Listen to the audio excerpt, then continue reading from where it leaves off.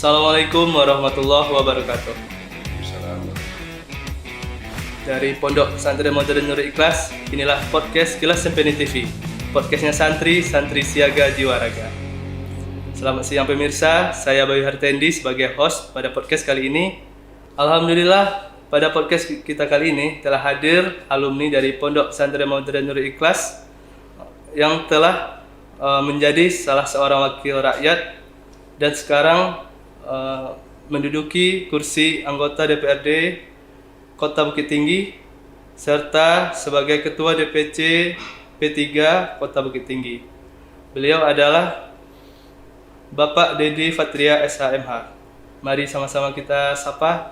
Assalamualaikum Bang. Waalaikumsalam warahmatullahi wabarakatuh. Apa kabar Bang? Alhamdulillah baik. Terima kasih telah hadir di podcast Kilas Sempeni TV ini Bang. Terima kasih banyak.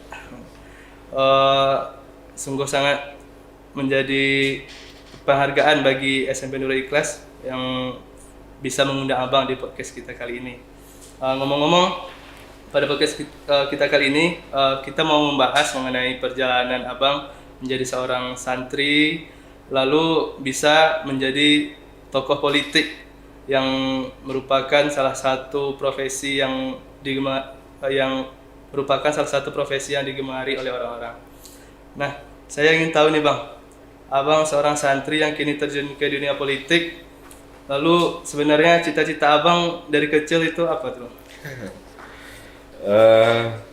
Cita-cita barangkali mengalir seperti air mengalir ya. Berjalan seperti air mengalir dan memang ternyata situasi itu membawa sampai ke situasi itu. Ikut bergerak di dunia politik dan sebenarnya itu memang sudah terbawa arus saja dan tidak pernah dicita-citakan, tidak pernah dikonsep dari awal. Namun perjalanan hiduplah sampai membuat terjun di dunia politik. Oke. Lalu ini Bang, pemirsa barangkali ingin tahu bagaimana perjalanan pendidikan Abang hingga bisa menjadi salah seorang magister hukum. Bisa cerita gitu Bang. Jadi dulu setelah di Pondok Pesantren Nurul Ikhlas kami melanjutkan pendidikan sampai ke Diman 1 Gulai Bancah Bukit Tinggi untuk tingkat LSTA-nya. Kemudian kuliah di Fakultas Hukum di Yogyakarta dan sejak kuliah di Fakultas Hukum S1 itu sudah sangat ingin untuk sampai di jenjang studi S2.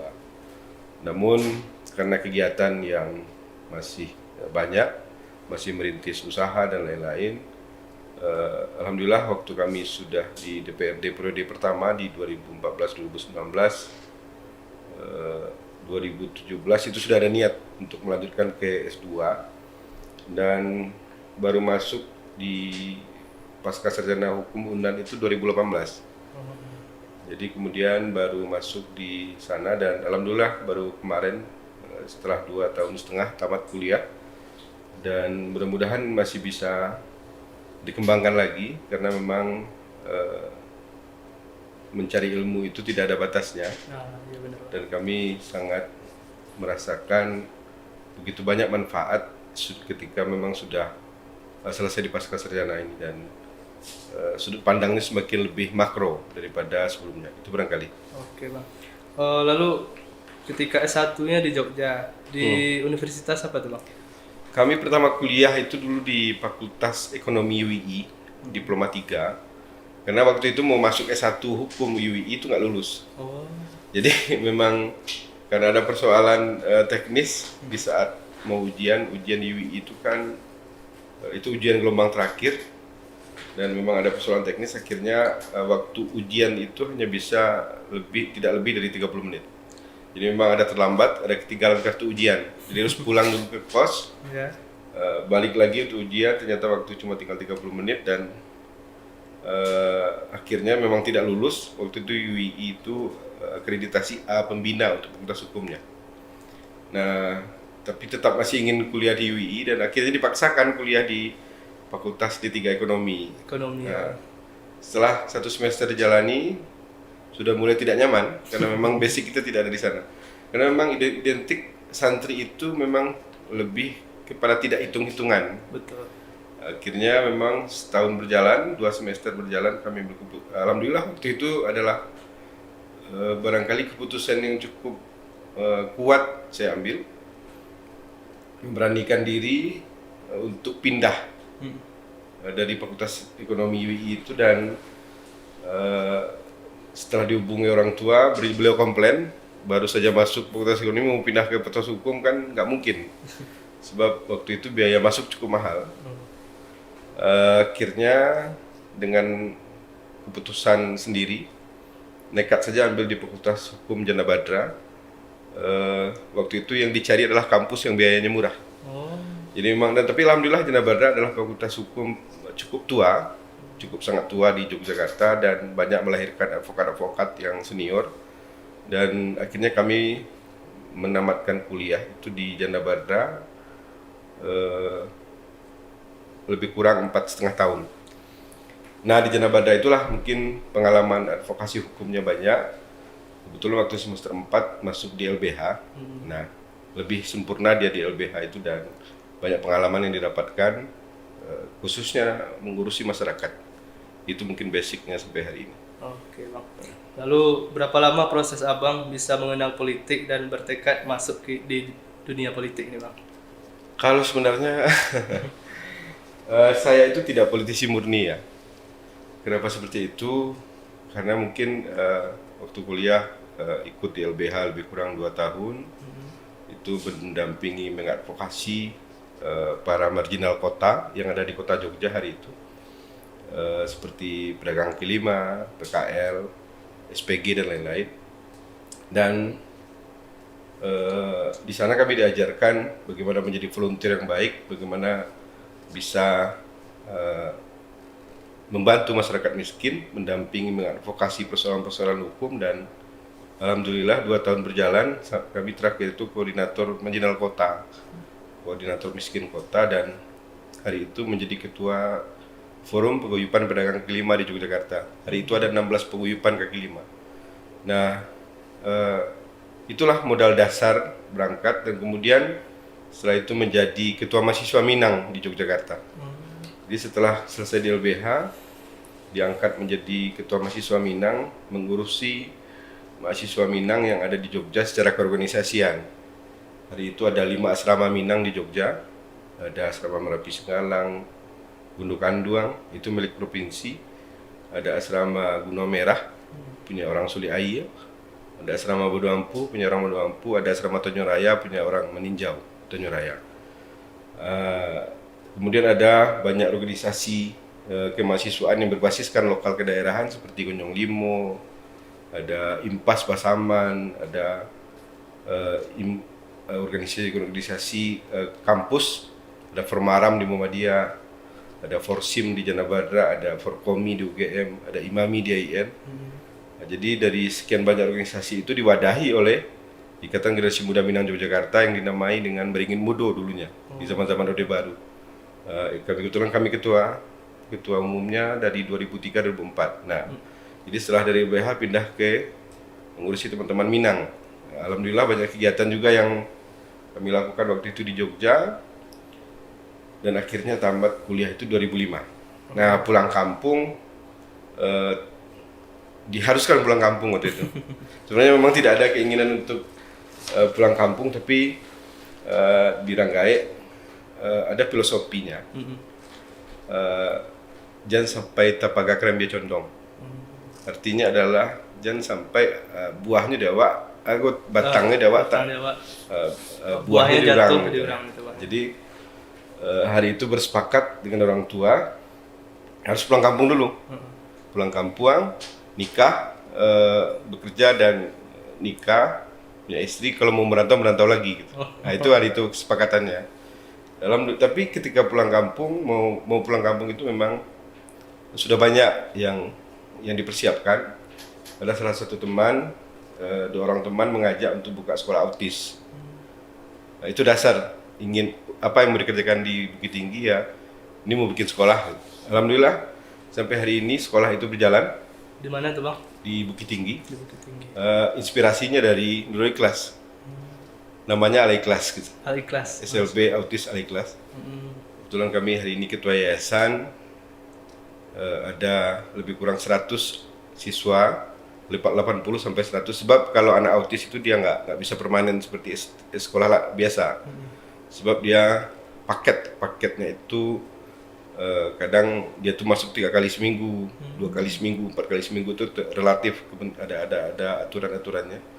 Dan ada siswa sekitar 80 sampai 100 hari ini dan 20 orang guru, dan mayoritas kami mengurusi anak autis. Nah, itu kemudian itu dari menyewa satu buah rumah. Alhamdulillah hari ini sudah berkembang, dan 2011 itu sudah bisa membangun sendiri sekolahnya, dan itulah kegiatan pertama ketika pulang kampung dari Jogja itu 2000. Jadi 2005 itu sudah buat lembaga sebelum wisuda. Sebelum wisuda tuh Bang? Sebelum wisuda. Jadi setelah skripsi selesai, pulang kampung untuk menjelang wisuda beberapa bulan ke depan, mempersiapkan itu, dan kebetulan jualan alat tulis. Inspirasinya juga dari Jogja, juga dulu ada toko merah di Jogja. Ingin punya toko seperti itu gitu. Terakhir kami di Nurul Ikhlas ini jadi kiftir ke bagian kantin. Kelas 3 sudah jadi pengurus PPM dulu di sini. Jadi alhamdulillah. Kemudian pulang kampung dan kemudian terseret ke beberapa organisasi sosial, alhamdulillah. Kemudian salah seorang dari senior kami di organisasi itu membawa ke partai politik. Jadi 2006 itu sudah dibawa buka bersama acara P3. Nah, itulah pertama masuk ke kantor partai politik yang resmi setelah kuliah, dan hari itu memang ditetapkan menjadi wakil sekretaris P3 Kota Bukit Tinggi periode 2006-2011. Jadi sudah sejak umur 26 tahun, sudah hampir setengah usia di partai politik. Oh, lalu Abang sebagai ketua DPC P3 Kota Bukit Tinggi ini sejak kapan? Kalau ketua baru kemarin, baru musyawarah cabang yang 2021 sampai 2026 nanti. Kalau sebelumnya sekretaris. Sebelumnya wakil ketua. Sebelumnya wakil sekretaris. Jadi semua sudah jenjang semua jenjang jabatan di DPC itu sudah, dan hari ini diberikan amanah menjadi ketua DPC P3 Kota Bukit Tinggi. Oke. Lalu Bang, ini kan Abang sudah menjadi wakil rakyat yang banyak juga bergerak di masyarakat. Tentu pasti ada pesan-pesan khusus yang selalu diingatkan dari orang tua atau keluarga dalam perjalanan Abang di dunia politik ini.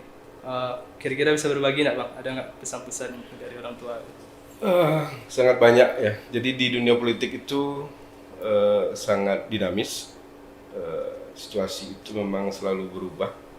Cuman tetaplah konsisten pada satu kesepakatan bahwasanya kulil haqqa walau kana murran itu memang harus disampaikan. Nah kan walaupun dia pahit, kita harus menyampaikan, dan itu tanggung jawab kita sebagai wakil rakyat. Nah, persoalannya hari ini tentu etika kita menyampaikan. Kalau mungkin kita di luar DPRD mungkin lebih luas, lebih bebas menyampaikan aspirasi dan lain-lain, tapi ketika kita sudah di DPRD tentu pola-pola pengelolaan aspirasi itu lebih rapi dan lebih konkret kepada dinas-dinas atau pejabat terkait langsung. Jadi mungkin kita tidak lagi, kalau dulu mungkin waktu saya mahasiswa kan demo dan lain-lain gitu kan. Nah kalau hari ini tentu di rapat resmi pemerintah daerah itu kita sampaikan semuanya, dan alhamdulillah berusaha untuk selalu normatif. Kalau sepanjang itu bagus, sepanjang itu baik untuk pemerintah daerah, untuk kota kita, itu perjuangkan. Tapi kalau dia tidak baik, kita harus bersedia untuk bersepakat untuk tidak menyepakati itu gitu. Seperti itu. Oh, lalu kita bergeser ceritanya ke ketika Abang jadi santri. Ya. Hal apa yang berkesan selama menjadi santri Nurul Ikhlas nih Bang? Santri Nurul Ikhlas dalam kehidupan yang sudah dilalui sampai hari ini sudah di usia 41 tahun ya. Masuk pondok itu dulu usia 12 tahun. Tamat SD, kelas 4 SD ditanya orang mau sekolah di mana nanti SMP, saya jawab pondok. Memang sudah keinginan sendiri. Kelas 4, kelas 5 itu sudah banyak yang bertanya, guru-guru atau Bapak Ibu mau di mana kok pondok? Pondoknya di mana? Nggak tahu. Pokoknya pondok. Pondok aja dulu ya Bang. Alhamdulillah waktu itu ada memberikan informasi ada Nurul Ikhlas Dinia Putra di Padang Panjang. Kami ke sini dan melihat bangunan megah ini. Ini sudah ada bangunan ini. Sesuatu hal baru kami lihat. Langsung diputuskan dan saya tidak pernah mendaftar di pondok lain. Langsung di sini dan tes. Waktu itu ada tes di bawah, penerimaan siswa di bawah itu. Tes baca Al-Quran, tes apa aja waktu itu.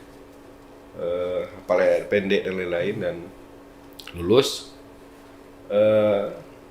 Karena memang dari diri sendiri memang semangatnya minta ampun dan alhamdulillah hari itu sebuah kebanggaan bisa bertemu dengan teman-teman yang berada dari luar daerah kita. Jadi kelebihan kenikmatan yang tidak dapat ternilai ketika kita di pondok, saya di pondok itu ya 99, 93, 97 itu memang banyak hal yang tidak didapat oleh teman-teman di luar pondok yang kita dapatkan. Waktu itu memang saya masih ingat dari jam 5 pagi itu sampai jam 10 malam itu kegiatannya apa. Itu saking tertibnya kami bisa hafal. Bagaimana cara membangunkan kami waktu itu. Anak asuh atau komsah, mudabir-mudabir itu. Kami cuma 3 bulan boleh berbahasa Indonesia di sini. Juga tidak boleh berbahasa Minang. 3 bulan. 3 bulan pertama itu hanya boleh berbahasa Indonesia. Tidak boleh berbahasa daerah. Alhamdulillah, meskipun sepotong-sepotong, mana anak alun kamu gitu. Nah, ya, jadi memang seperti itu kondisinya memang mencoba belajar dan alhamdulillah setiap hari dikasih mufradat, 2 mufradat sehari. Itu harus hafal, harus bikin kalimat dari itu sebelum pas subuh dan pas malam dites.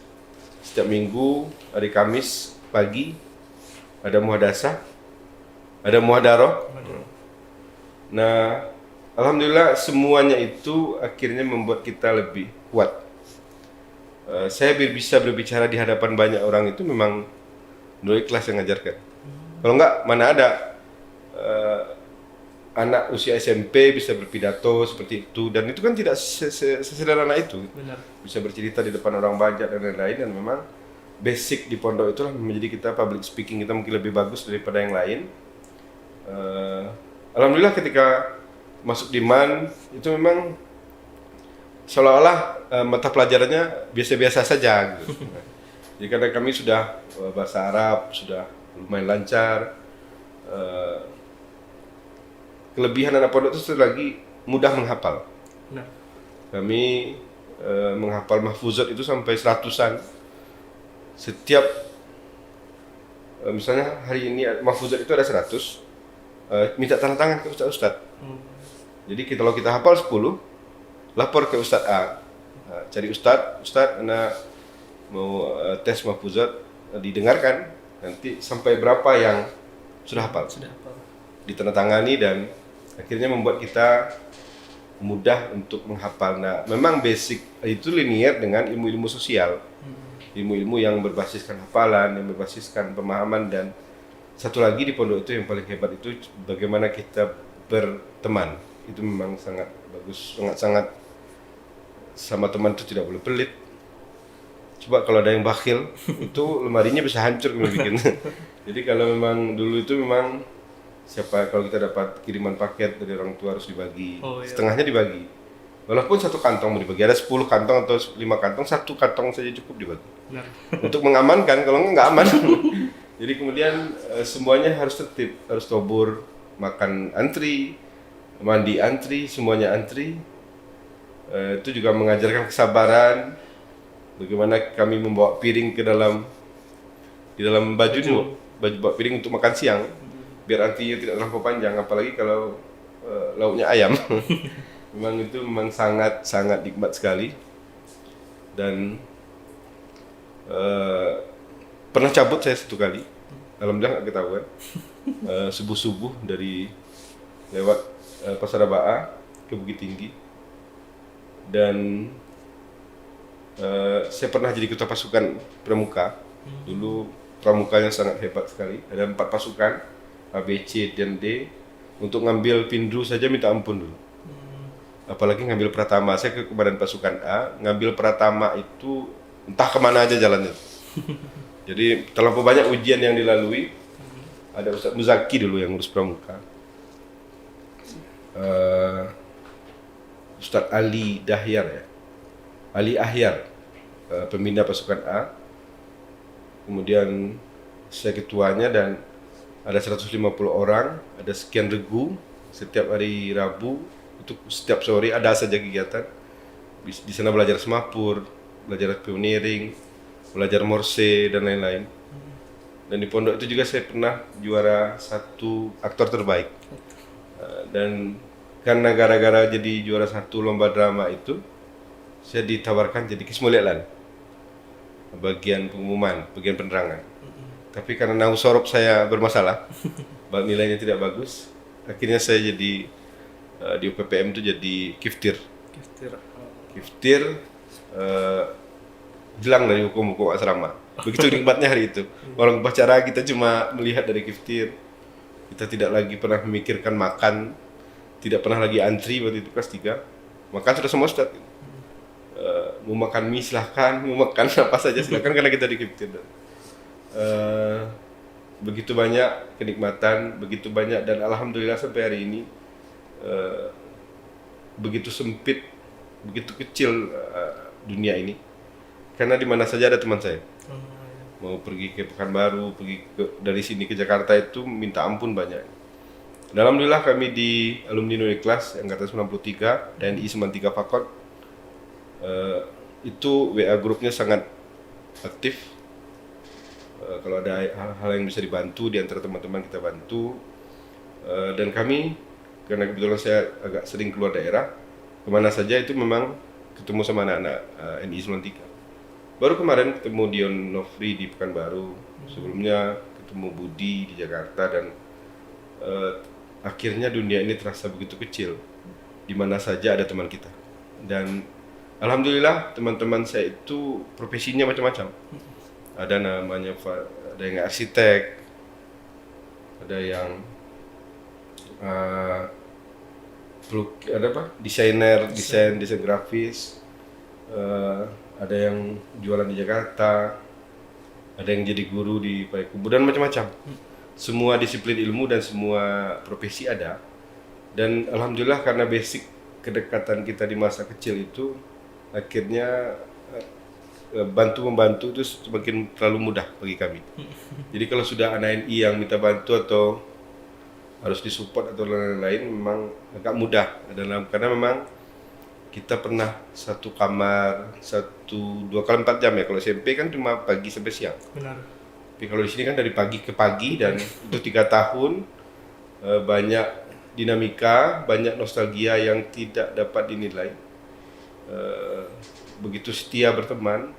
Saya pernah merokok dulu di ruangan ini, pas persis saya melompat ke bawah, tapi nggak dikasih tahu sama yang ketangkap. Kami berempat yang merokok 2, yang 2 ketangkap, saya nggak ketangkap, 2 orang. Lolos melompat dari ke bawah ini. Hukumannya yang berdua itu macam-macam, sudah di botak, dipajang, di rotan, disuruh bawa batu bata itu berapa ribu. Waktu itu pembangunan asrama yang ketiga. Jadi yang bisa merokok itu suruh bawa batu bata ke sana. Itu nggak mau dikasih tahu. Kalau ada saya di sana gitu. Saking solidnya. Saking bersahabatnya, dan alhamdulillah memang kadang-kadang kalau dengan teman NI 93 itu memang tidak ada batasan gitu. Dan walaupun kami sudah waktu itu pertemuan pertama itu kan kebetulan kami yang juga ikut inisiasi di Bukit Tinggi, sampai pernah saya kumpulkan itu 60 orang, itu yang terbanyak. Kami itu cuma 5 menit, kami hafal nama tapi tidak hafal wajah, karena sudah banyak perubahan dari SMP ke sekarang. Ingat nggak nama Iing misalnya? Ingat, tapi orangnya yang mana banyak yang lupa gitu, kan nggak tahu gitu, ada perubahan. Tapi setelah 5 menit kami itu sudah kayak udah 10 tahun udah nggak pernah udah ketemu berapa lama gitu. Jadi memang sagan-sagannya dan lain-lain itu nggak ada gitu. Ya, memang seperti itu. Dan cara bersahabatnya berbeda. Cara bersahabatnya berbeda. Itu barangkali yang tidak bisa kami lupakan di pondok ini, dan diajarkan bagaimana cara menghargai ustadz, meskipun cara menghargai mudabir walaupun dia usianya lebih cuma 1 tahun di atas kita, tapi ketika dia sudah jadi mudabir kita harus menghormati dia, dan itu sangat terbawa dalam kehidupan sehari-hari. Dan alhamdulillah biasanya anak-anak Nurul Ikhlas itu ketika dia keluar dia bisa hidup dalam keadaan apapun gitu. Itu kelebihannya barangkali ketika di pondok. Dan alhamdulillah hari ini kalau bagi kami secara pribadi sangat terasa manfaat pernah di pondok dengan apa yang kami lakukan hari ini. Karena memang semuanya diajarkan di sini dasarnya. Baru kita kembangkan waktu kuliah, waktu di iman, waktu dengan masyarakat. Itu kan cuma sudah penambahan-penambahan saja. Tapi dasarnya dapat dari Nurul Ikhlas. Lalu Bang, ini pesan-pesan untuk pondok pesantren dan santri Nurul Ikhlas Bang? Ya yakinlah kalau di pondok itu memang akan banyak nikmatnya nanti di usia kita sudah dewasa, ketika sudah kuliah. Bersyukur pernah di pondok, bersyukur pernah ada di zona ini, karena memang situasi ini tidak akan kita dapatkan di luar. Dulu di sini ini memang begitu gagahnya kami kalau keluar berbahasa Arab itu. Jadi kalau guru bahasa Arab saya di MAN itu memang agak minder juga dengan anak pondok. Karena ada beberapa pondok yang cabang-cabang gontor itu memang kan pakar-pakar yang hebat. Jadi memang kadang-kadang senyum. Dan kalau saya ujian bahasa Arab itu dulu dikawal di MAN itu. Gak boleh keluar sebelum selesai, sebelum habis jamnya.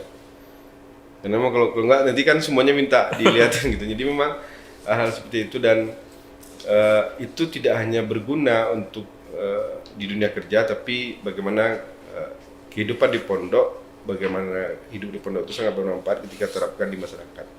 Anak pondok itu pasti akan menjadi orang-orang yang berguna bagi masyarakat, karena setidaknya dia punya basic ilmu agama, dia punya ilmu bahasa, dia sudah public speakingnya sudah bagus, dan akhirnya mudah untuk diterima oleh masyarakat. Itu barangkali kelebihannya. Oke. Ini pertanyaan terakhir Bang. Sekarang kan Abang udah duduk nih di DPRD Kota Bukit Tinggi. Kira-kira 5 atau 10 tahun ke depan target apa yang ingin diraih ini Bang? Di dunia politik itu enggak ada matematika politiknya. Ada matematika politiknya, tidak bisa dipersepsikan mungkin seperti orang jualan ya. Hari ini tokonya ada 2, dia punya target 2 tahun lagi tokonya jadi 3 gitu. Jadi memang matematika politik itu memang sangat penting untuk dihitung agar kita tidak memiliki kurikulum vitae yang jelek terhadap dalam karir politik. Dan memang harus kalau bahasa kampungnya jangan malongkahi janjang itu sekali ampe. Nah iyalah janjang itu cie-cie gitu. Maka memang kita akan hitung dulu kemampuan kita akan hitung dulu peluang-peluangnya seperti apa, dan kemanfaatannya untuk masyarakat seperti apa. Nggak akan, pokoknya jabatan itu di mana saja, mau DPR RI, DPRD provinsi, DPRD kota, akan berlaku sama ketika dia tidak dimanfaatkan dengan baik. Anggota DPR RI pun kalau nggak perhatian dengan masyarakat, tidak peduli dengan daerahnya, ya nggak ada gunanya kan. Betul. Tapi ketika dia DPRD kota saja tapi bisa mempengaruhi, bahkan melebihi grade dia sebagai DPRD kota, itu lebih baik. Jadi biarlah jadi orang ketek tapi berbuah banyak. Biarlah jadi lado, batang lado, tapi bisa ladonya banyak berbuah gitu. Daripada batang beringin, batangnya tinggi tapi buahnya untuk dimakan. Terima kasih Bang atas Sama-sama. Semua jawaban dari podcast kita kali ini. Kami dari The Podcast mendoakan semoga Abang selalu sukses dan sehat. Amin. Baiklah pemirsa, inilah podcast kita pada episode kali ini bersama Abang Dedi Fatria SHMH. Terima kasih telah menyaksikan podcast kita kali ini.